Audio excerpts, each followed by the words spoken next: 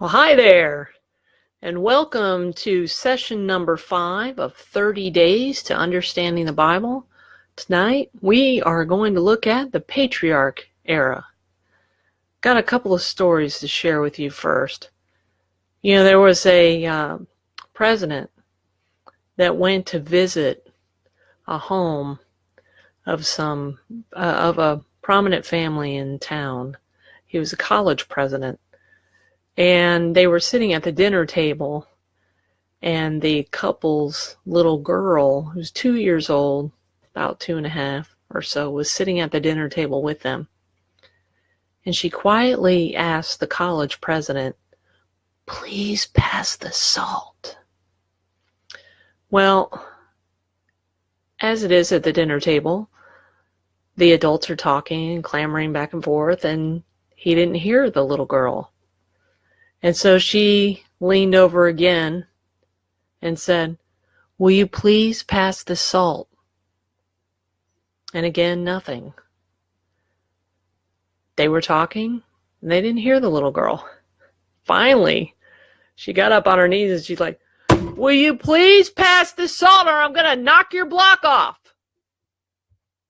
Well, that certainly got their attention.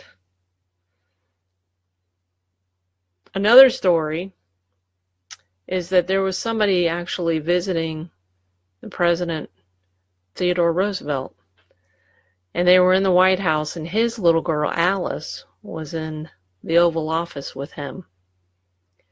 And the lady commented about his daughter running around, and she said, "Why do you let her go in and out of here while we're trying to conduct business?"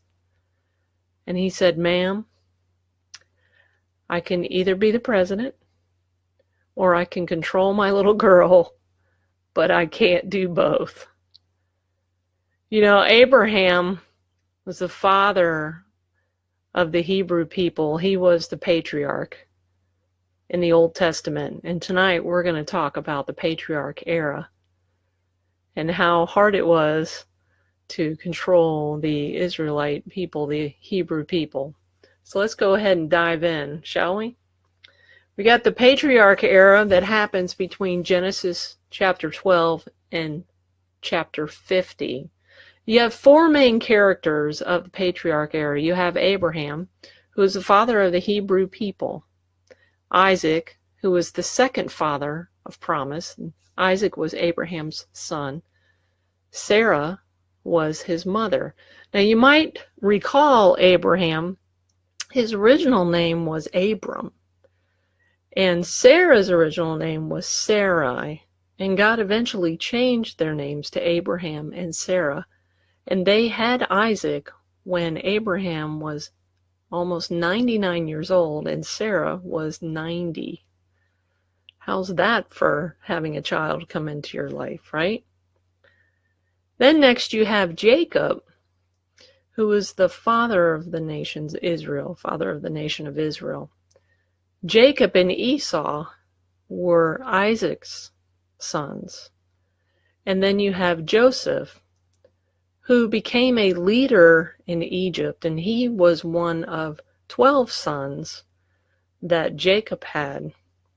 And if you're not familiar with the story of Joseph, he was I guess you could say the favored son out of the 12. He got the multicolored coat, which a lot of people say he got the Technicolor dream coat.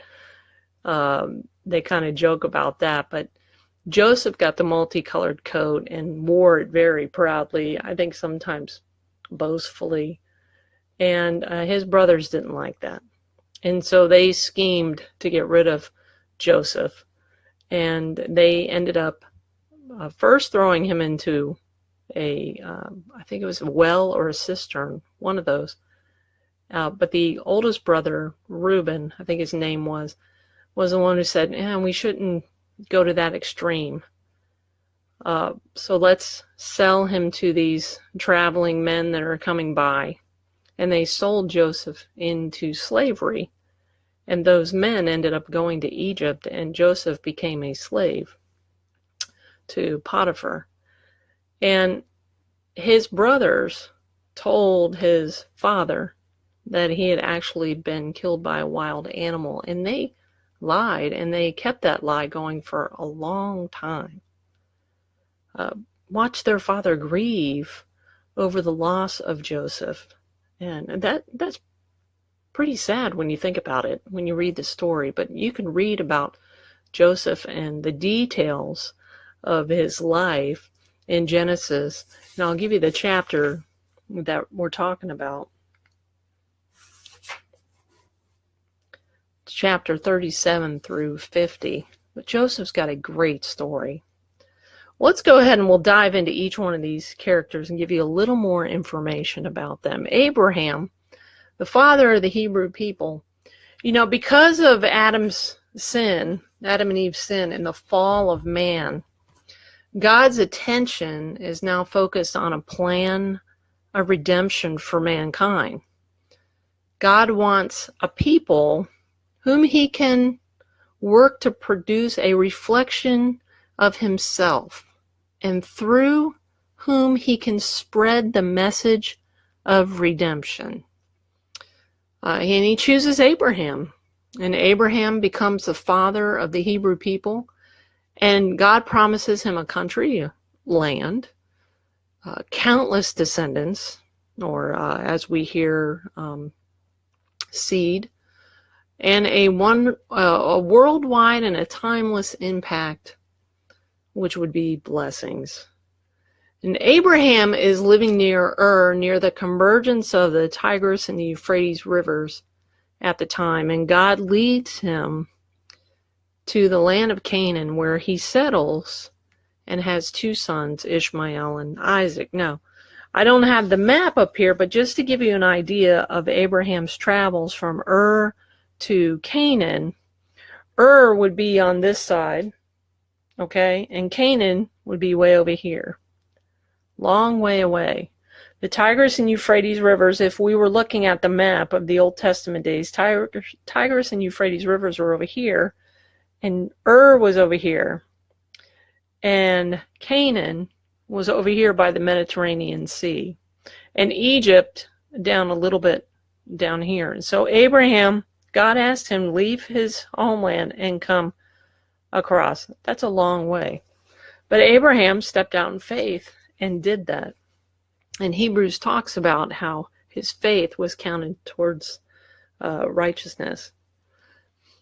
Now, settling in and having the two sons, Isaac being the one, and Ishmael. Isaac becomes the second father of promise. That's who God chose out of the two, as a fulfillment for Abraham's promises that are passed down to him. And he witnesses several major miracles during his life. And he lives in the land of Abraham, and becomes prosperous, and dies at an old age after having fathered Esau and Jacob. Jacob was the father of the nation of Israel. And his brother Esau had sold his birthright to him. And there was a little deception that went on there when that happened. I would encourage you to read about that. You can find his story in Genesis 27 through 35. But the promises given to Abraham are passed through Isaac to Jacob. And Isaac's younger son, that's who Jacob was. They were twins, but Jacob came out second. Okay. Jacob begins his life as he's a conniving scoundrel. However, through a series of miracles and other encounters with God, he mends his ways, and he has 12 sons. And the promises of Abraham are passed down to them, all of them, as a family. And while Abraham is the father of the Hebrew people, Jacob is the father of the nation of Israel. And from his 12 sons, that's where we get the 12 tribes of Israel. You may have heard about the 12 tribes from the Bible. That's where it comes from, the 12 sons of Jacob. Okay. Now, Joseph, who was one of the sons that I talked about earlier, who got sold into slavery by his wonderful, loving brothers, right? Joseph, it says here, Jacob's sons, for the most part, have very little commitment to God's call on them as a nation. And I think one could say, well, that's kind of obvious given what they did to their brother. So they sell him into slavery. He's taken to Egypt. And Joseph is a righteous guy. And because of his righteousness, he rises to become a great leader in Egypt. And during a severe famine, his family just so happens to come to Egypt for food. And they are reunited with Joseph, their long-lost, dead brother. Okay? And as a result, they enjoy peace and comfort. And the great thing about Joseph's story is that even though his brothers did that to him, he still welcomed them. Actually, the Bible talks about how he cried when he recognized them, and they hadn't recognized him at first, and he recognized them, and he cried, and he ends up revealing to them who he is. And they have this reunion, and the brothers are a little scared because they don't know what he's going to do. They're thinking he's going to take some kind of revenge, and he doesn't. And he doesn't. And it ends up becoming an awesome story. When things happen to us and people do things to us, we do have a choice on how we react. And Joseph's life and the way he handled it is a great example that we could follow in how we handle people. So Joseph being reunited with them and reunited with his father, because his father eventually learns the truth that his son is in fact alive. So after Jacob dies, his father, because he does eventually die, Joseph dies. However, his people are enslaved for the next 400 years. The Hebrew people are enslaved for the next 400 years. And this time of trial sharpens the spiritual hunger of the Hebrew people, and they cry out to God for deliverance.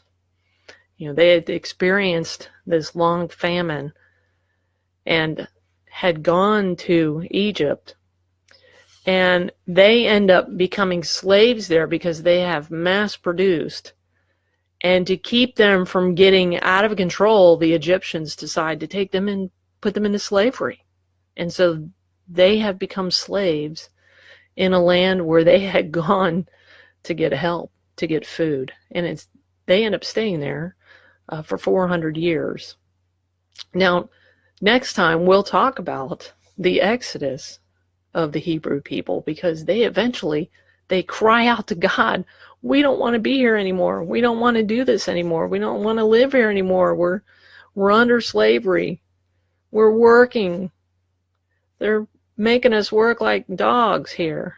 We're building lots of bricks out of straw and mud, and we just don't like it. And we want to be free. And God hears their calls, and he sends Moses in to bring the people out. And we'll look at that next time in the Exodus era. So, just to recap, you have Abraham, Isaac, Jacob, and Joseph. And this family is a successive family who has been leading, in some form or fashion, the Hebrew people. Now, let's go back and just review a couple of things that we learned in the very beginning, okay? In the very beginning, we learned that there were 66 total books in the Bible, 39 in the Old Testament, 27 in the New. Now, out of the 39 books in the Old Testament, you have 17 historical books, remember? How many poetry? 5. And you have 17 prophetical books. Now, out of the prophetical books, remember that we talked about you had 5 major prophets and you had 12 minor prophets. We figure that there are 28 authors. different authors who wrote the Old Testament in about a span of about 2,000 years plus or minus. That's what the commentaries say. That's what the author of this book that we're studying says. Now, in the New Testament, you have 27 total books. And out of those 27 books, you have 5 historical books. That's basically the life of Jesus. Matthew, Mark, Luke, and John in the Gospels. And you have the book of Acts, which Acts tells us about the start of the church. Then you have what we call the Pauline epistles, which are Paul's letters to churches and to individuals. And out of those 13 Pauline epistles, you have 9 that were written to churches, and you have 4 that were written to individuals. I believe you had 2 of those written to Timothy, Titus, and Philemon. Okay? And then you have the remaining books of the New Testament are what you call the general epistles, which were written by a couple of different authors to different people and or churches, or for whatever other reason there is. Revelation being one of them, which was written about future events. So you have 27. And the number of authors for the New Testament, they figure is only 9 authors. So, of course, you had people who wrote multiple books, Paul being one of them, the Apostle Paul being one of those guys that wrote multiple books. Peter wrote a few. The Apostle John wrote a few. Jesus' half-brother James wrote the book of James. Jude wrote his own book. Hey, Jude. You can go on with a song on that one if you want to. And who's the other one? Hebrews, we don't know really who wrote that one. But out of the New Testament, you got the nine guys who wrote those books in the New Testament. And that covers a span of about 100 years plus or minus. So that's the review of the number and the type. Now here's the other thing. How many testaments are there? And most people go, testaments? What's a testament? There's 2, Old and New. Okay? And if you remember when we talked about, just as a reminder, for those of you who haven't watched session 1, remember that we talked about that the Bible, the history of the Hebrew people, the Israelite people, is in the first 17 books of the Old Testament. Okay? And that the poetical and the prophetical were written during the times that those 17 books were written. Not in addition to. Remember we talked about they weren't written in addition to, they were written during those 17 books. And that really helps when we're reading the Old Testament to know that as we're reading it, and we're reading about David in Psalms, that what David was writing in Psalms was a lot of what he was feeling about what was going on in Samuel, in the book of Samuel.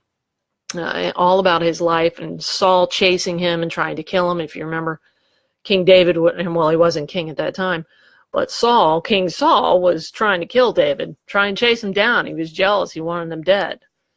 And so David writes about how he feels about some of that stuff, about hiding in caves and crying out to God, going, rescue me, save me. They're trying to kill me. 3,000 men coming after me.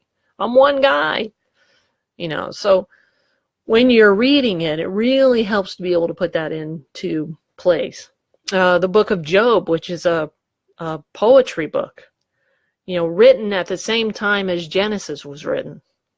Now, the first 5 books, and this is something that Max doesn't cover, the first 5 books of the Old Testament, Genesis, Exodus, Leviticus, Deuteronomy, Numbers, are called Pentateuch books. Those are books that were written by Moses. How cool is that? Moses wrote Genesis, Exodus, Leviticus, Numbers, Deuteronomy, right?